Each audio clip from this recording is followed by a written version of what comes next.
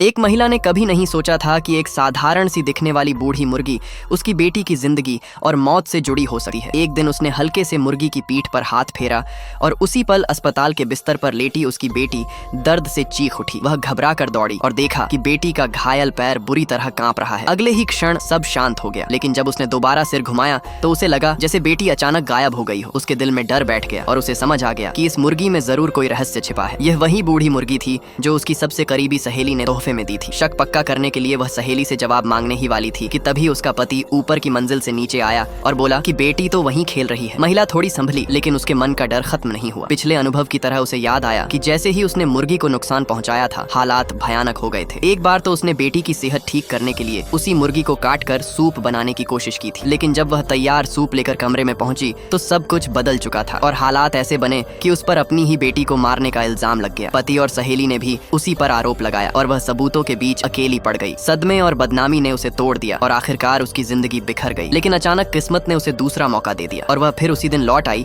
जब सहेली ने उसे वह बूढ़ी मुर्गी दी थी। इस बार उसने ठान लिया कि वह अपनी बेटी को हर हाल में बचाएगी और पर्दे के पीछे छिपे सच को सामने लाएगी। उसने चुपचाप हर हरकत पर नजर रखनी शुरू की, यहाँ तक कि एक निजी जासूस से भी संपर्क करने का फैसला किया। उसने बेटी से पूछा कि वह थोड़ी देर पहले कहाँ गई थी, तो बेटी ने मासूमियत से कहा कि वह बड़े वार्ड में लुका छिपी खेल रही थी, जहाँ छिपने की कोई जगह नहीं थी। महिला समझ गई कि खेल कुछ और है। वह हर समय बेटी के पास रहने लगी और पति को मुर्गी के पास भी नहीं जाने देती थी। जब पति ने फिर से चिकन सूप बनाने को कहा तो उसके मन में डर की लहर दौड़ गई, लेकिन इस बार उसने कोई जल्दबाजी नहीं की। उसे भरोसा था कि अगर वह सावधान रही तो न बेटी को कुछ होगा और न ही उस पर झूठा आरोप लगेगा। अब उसका एक ही मकसद था, उस बूढ़ी मुर्गी के पीछे छिपे रहस्य को उजागर करना और अपनी बेटी की किस्मत को बदल देना।